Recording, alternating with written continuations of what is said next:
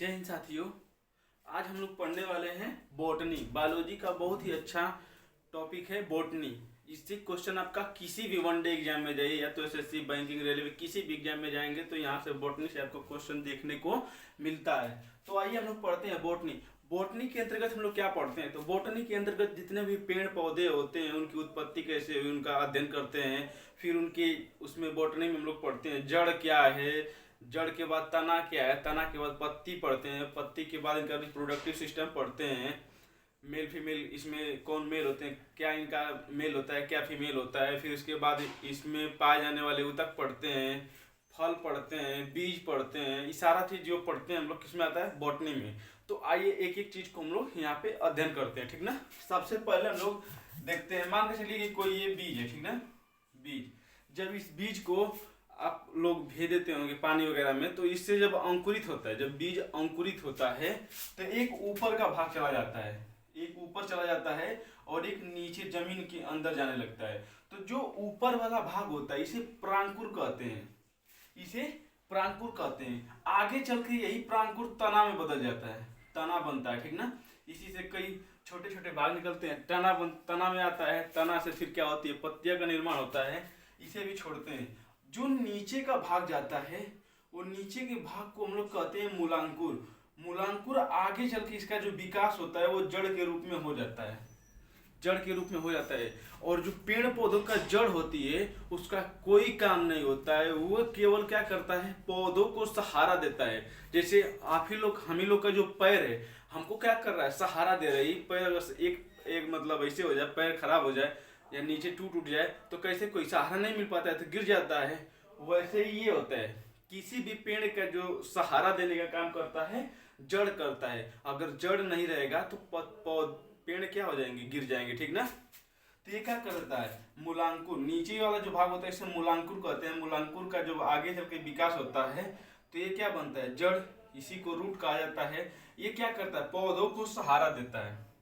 उसके बाद इसमें से देखेंगे, जब देखे होंगे जड़, इसी को सोर कहा जाता है, रूट हेयर। इस जड़ में से कई छोटी छोटी रूट मतलब बाल नुमा संरचना निकली होती है, छोटी छोटी सोर जिसे कहा जाता है गांव की भाषा में, ठीक ना। तो उसे कहा जाता है रूट हेयर, ठीक ना, रूट हेयर। ये क्या कर देता है, पौधों को पोषक तत्व और पानी देने का काम करता है। इसी के सहारे पौधे को क्या मिलता है, पानी मिलता है, ठीक ना। इसी के सहारे पौधे क्या करते हैं, जल अवशोषण का काम करते हैं, ठीक ना। तो रूट हेयर का काम क्या है, जल अवशोषण का। ऊपर वाले भाग पूरा प्रांकुर, प्रांकुर आगे चल के तना में बदल जाता है। नीचे वाला भाग होता है आपका मूलांकुर, मूलांकुर का विकास जब आगे चल के क्या बन जाता है, जड़।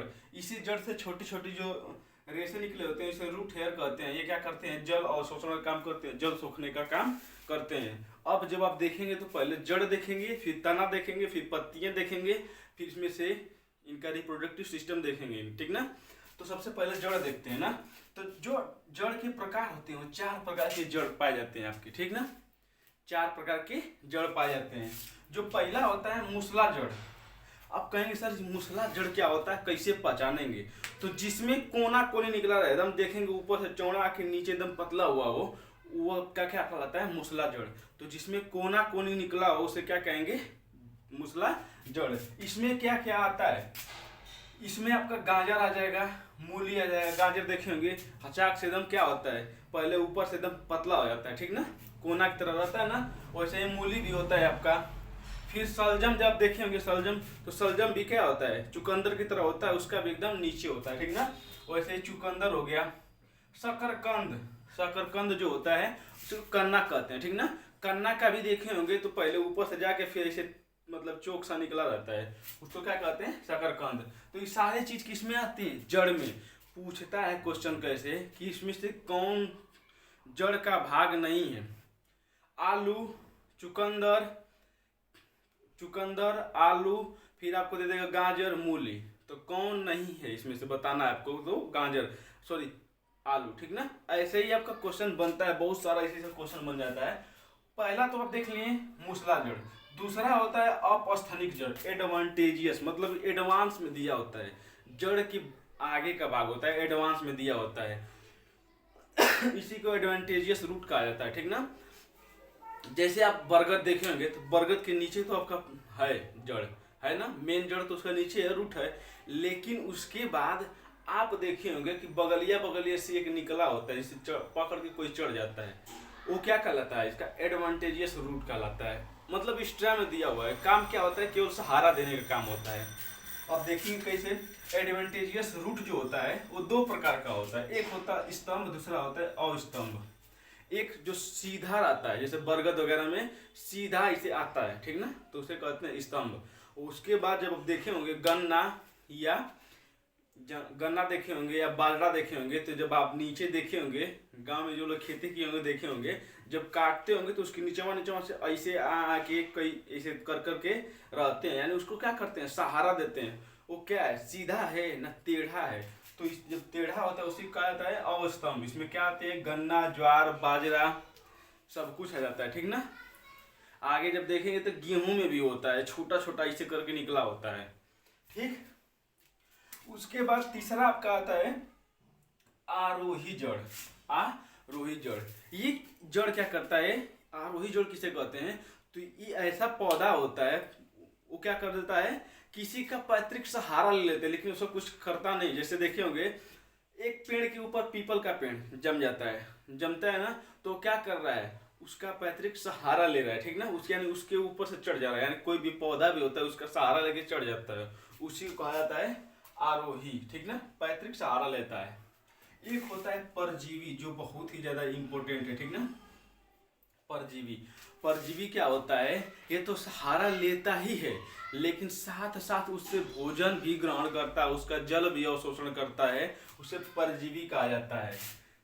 इसमें सबसे बढ़िया एग्जांपल क्या है, अमरबेल जो होता है परजीवी होता है, ठीक ना।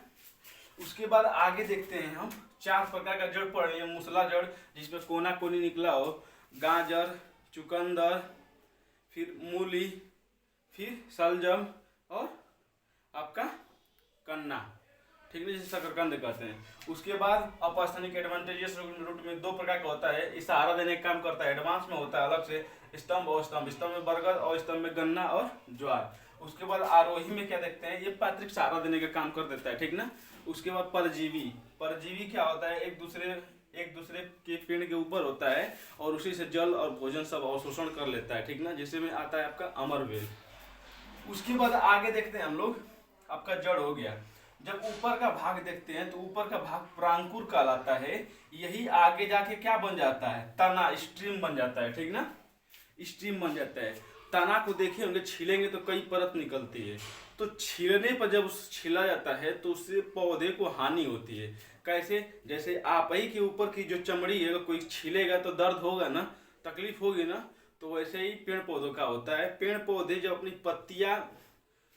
पत्तियां गिरा देते हैं तो उन्हें जो क्लोरोफिल चाहिए, उन्हें जो प्रकाश संश्लेषण करते हैं, जिन्हें क्लोरोफिल चाहिए, वो कहाँ से लेते हैं, आपके तने के जो आपके तने का जो होता है, छीलन जो होता है, उसी से लेते हैं, ठीक ना। जब देखेंगे, जब पेड़ पौधों का जब तना छीला जाता है तो उसमें हरा हरा होता है, ठीक ना, तो ये पता चल गया होगा आपको। तो इसे छील देने से क्या होता है, हानि होती है पेड़ पौधों का। उसी तने में देखेंगे छोटा छोटा गांठ पाया जाता है, जगह जगह पे, तो उसी को कहा जाता है नोड और इंटरनोड, ठीक ना। सर्वाधिक नोड और इंटरनोड आपके अदरक और हल्दी में पाए जाते हैं। आगे इस पे चर्चा हम लोग करेंगे, ठीक। उसके बाद देखते हैं, इसे समझ में आ गया तना, ये भी 3 प्रकार का होता है। पहला होता है वायवी तना होता है।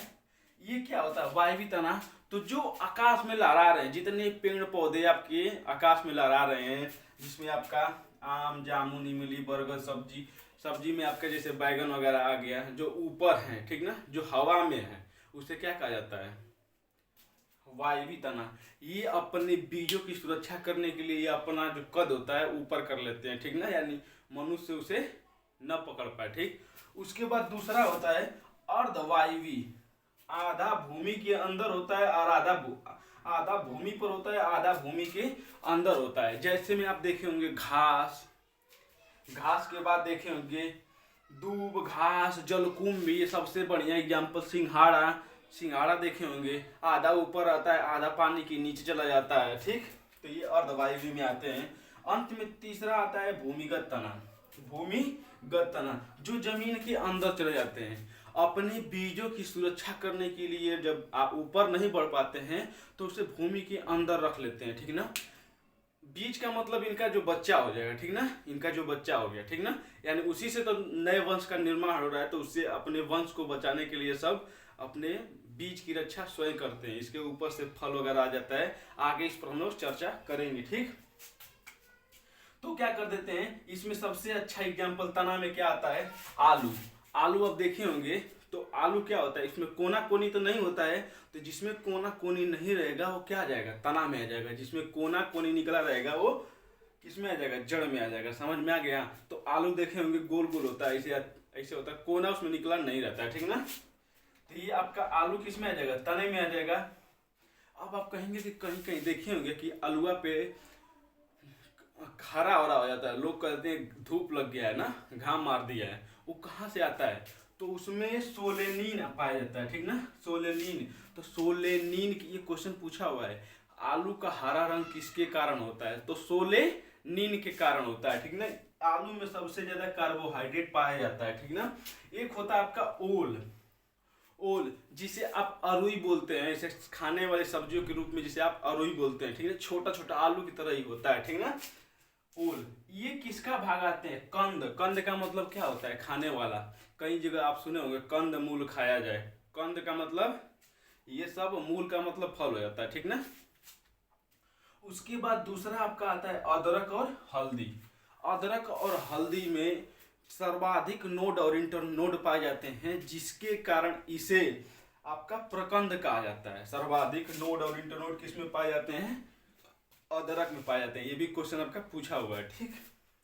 उसके बाद आता है आपका लहसुन और प्याज। ये भी अपनी बीजों की रक्षा करने के लिए कहाँ चले जाते हैं, नीचे अपने बीज वगैरह को नीचे रख लेते हैं। देखे होंगे प्याज भी आपका नीचे हो जाता है, लहसुन भी आपका नीचे हो जाता है, ठीक ना। अब आपसे पूछेंगे लहसुन, जो लहसुन होता है आपका, प्याज जो होता है, प्याज आंख में क्यों लगता है, ठीक ना, प्याज आंख में क्यों लगता है। तो पहले हल्दी जो होता है आपका, ठीक ना, हल्दी में कुरकेमिन पाया जाता है, जो उसका पीला रंग होता है, हल्दी में कुरकेमिन पाया जाता है और वो हमें कैंसर से बचाता है। यानी जिसको कैंसर से बचना है ज्यादा से ज्यादा हल्दी खाया करिए, ठीक ना। वैसे ही लहसुन में पाया जाता है आपका एलासीन, जो गंध देता है, ठीक ना, जो गंध देता है उसे एलासीन कहा जाता है। तो लहसुन में क्या पाया जाता है, एलासीन, ठीक ना। प्याज में क्या पाया जाता है, तो प्याज में सल्फोनिक एसिड पाया जाता है, जो सल्फोनिक एसिड हमारी आंखों में लगता है और जलन होने लगती है, पानी आ जाता है, ठीक ना। तो चार चीजें रखिएगा। तना में कौन कौन सा आता है, आलू, ओल, जिसे कंद कहा जाता है। आलू किसके कारण हरा होता है, तो आलू सोलेनिन के कारण होता है। सर्वाधिक कार्बोहाइड्रेट पाया जाता है, ओल। फिर उसके बाद अदरक और हल्दी पढ़ेंगे तो सर्वाधिक नोड और इंटरनोड पाए जाते हैं। उसी में हल्दी आता है, हल्दी में कुरकेमिन पाया जाता है, जो कैंसर से लड़ने में काम करता है। लहसुन प्याज पढ़ते हैं तो लहसुन प्याज को सलकंद कहा जाता है, क्योंकि ज्यादा महकता है, ठीक ना। तो लहसुन प्याज सलकंद कहा जाता है। इसमें लहसुन जो होता है एलासीन के कारण, लहसुन एलासीन के कारण गंध देता है, और जो प्याज होता है सल्फोनिक एसिड के कारण आंखों में लगता है। तो जड़ आपको समझ में आ गया होगा। अब पढ़ते हैं हम लोग पत्ती, लीफ जिसे कहा जाता है, पत्ती, ठीक ना। तो ये देखिए होंगे पत्ती होती है ना, पत्ती में इस तरीके की संरचना होती है। पत्ती को जब आप देखे होंगे तो बीच बीच में छोटा छोटा छिद्र होगा। जब उसे ध्यान से देखेंगे तो दिखाई नहीं देता है, जब सूक्ष्मदर्शी पे ले जाएंगे तो वहां आपको छिद्र और दिखाई देगा। तो ये जो छोटा छोटा छिद्र होता है, इसी छिद्र को हम लोग रंध्र बोलते हैं, ठीक ना। तो जब नीचे से पेड़ पौधे पानी लेते हैं, जल अवशोषण करते हैं, यानी भूमि में कहीं से भी पानी गया उसी को खींच के अपना मतलब काम चलाते हैं, तो वही जब ऊपर जब ज्यादा धूप वगैरह होती है तो इसी का क्या करते हैं, सब वाष्पोत्सर्जन करते हैं। वाष्पोत्सर्जन का मतलब होता है जल हानि की क्रिया, यानी यहीं से जो होता है इनकी पत्तियों से ही उसमें से जल निकलता है, और वही जल आगे जाके टूटता है, उसमें से ऑक्सीजन निकलता है, मतलब टूटता है, जिसे ऑक्सीकरण कहा जाता है। ऑक्सीकरण और अवकरण का काम कहा जाता है। तो जो छोटे छोटे छिद्र होते हैं उसी छिद्र को रंध्र कहा जाता है। रंध्र क्या करता है, वाष्पोत्सर्जन का काम करता है और जल हानि की क्रिया है। क्यों करता है? सबको गर्मी होती है, आप ही को जब गर्मी होती होगी, जब पसीने से भीगे भीगे रहते हैं तो पंखे के पास आकर बैठ जाते हैं। क्यों बैठते हैं? जब पंखे के पास आकर बैठते हैं तो आपके शरीर से जो पानी होता है वो जाता है तो आपको ठंडक लगती है, बहुत ज़्यादा आराम मिलता है। वही काम ये सभी करते हैं, ठीक ना। जब ज़्यादा गर्मी होती है तो वाष्पोत्सर्जन का काम करने लगते हैं, यानी वहाँ से जल निकलने लगता है। जब जल निकलेगा तो जल हानि की क्रिया होती है, और वहीं से जब जल टूटता है, जल में क्या पाया जाता है? H2O, तो टूटता है तो वहीं से आपको ऑक्सीजन मिलता है, ठीक ना। तो ये ऑक्सीकरण और अवकरण का भी काम करता है। जल अपघटन यानी जल का टूटना ही क्या कहलाता है? ऑक्सीकरण। जल जब टूटता है, किसमें टूटता है? ऑक्सीजन में, इसी को कहा जाता है अपघटन, ठीक ना। ये क्या करता है? CO2 का अपचयन करता है, मतलब CO2 को क्या करता है? ग्रहण करता है। CO2 को ग्रहण करता है, ऑक्सीजन को निकालता है। उसके बाद रंध्र क्या करता है? वाष्पोत्सर्जन की क्रिया करता है, जल हानि की क्रिया है। उसके बाद स्टार्च यानी मंड का निर्माण करता है। मंड कैसे चेक किया जाता है? तो आयोडीन घोल से मंड को चेक किया जाता है, ठीक ना। अब आप देखते हैं कि जो पत्तियों का रंग हरा होता है किसके कारण होता है? तो क्लोरोफिल के कारण होता है। किसके कारण? क्लोरोफिल के कारण होता है। उसके बाद ये प्रकाश संश्लेषण का काम करता है। अब कहेंगे सर प्रकाश संश्लेषण क्या होता है? तो ये अपनी जो भोजन बनाते हैं स्वपोषी होते हैं, स्वयं से भोजन बनाते हैं। हम लोग क्या है? परपोषी हैं, दूसरे के ऊपर निर्भर हैं। तो ये स्वपोषी होते हैं, अपने से भोजन बनाते हैं, तो ये प्रकाश संश्लेषण रहते हैं। प्रकाश का 1 से 2% प्रकाश ही केवल ऑब्जर्व करते हैं, बाकी किसी से मतलब नहीं होता है, ठीक ना। यानी धूप हो या ना हो इससे कोई फर्क नहीं पड़ता है। ये प्रकाश संश्लेषण केवल 3 रंगों से कर लेते हैं। अगर इन्हें 3 रंग मिल गया तो ये प्रकाश संश्लेषण कर लेंगे। सबसे ज्यादा होता है आपका लाल, फिर नीला, फिर बैगनी। ये तीनों रंग मिल गए तो इसी से आप ये प्रकाश संश्लेषण कर सकते हैं, ठीक ना। उसके बाद इन्हें नाइट्रोजन की जरूरत होती है, ठीक ना। हर पेड़ पौधे को नाइट्रोजन की जरूरत होती है, ठीक ना। हर पेड़ पौधों के यानी पौधों के लिए नाइट्रोजन की जरूरत होती है। इसीलिए खेत वगैरह में क्या मारते हैं? यूरिया मारते हैं। यूरिया में क्या होता है? NPK, ठीक। NPK होता है, नाइट्रोजन, फास्फोरस और पोटेशियम होता है। तो इसीलिए यूरिया मारा जाता है। पौधों क्या होता है? नाइट्रोजन की जरूरत होती है। अगर नाइट्रोजन नहीं मिलेगा तो क्या होगा? तो सर अगर नाइट्रोजन नहीं मिलेगा तो ये स्व क्या होते हैं? किसी को मार कर नाइट्रोजन ले सकते हैं, ठीक ना। यानी कीट भक्षी हो जाते हैं। जैसे आप एक पनघट पौधा का नाम सुने होंगे, इस तरीके से उसका मुंह खुला होता है। CID वगैरह में देखे होंगे, इस तरीके से उनका मुंह खुला होता है। कोई मक्खी वगैरह कुछ भी जाता है तो ऐसे बंद कर लेते हैं अपना। वो क्या होते हैं? परपोषी, उनमें नाइट्रोजन की कमी होता है, जिसे पनघट पौधा कहा जाता है। तो आशा करते हैं कि आपको जड़, तना, पत्तियां समझ में आ गया होगा। अगर अच्छा लगा वीडियो तो लाइक, सब्सक्राइब, शेयर करिएगा। मिलते हैं अगले वीडियो में, उसमें हम लोग और कवर करेंगे पार्ट 2 में। Thank you.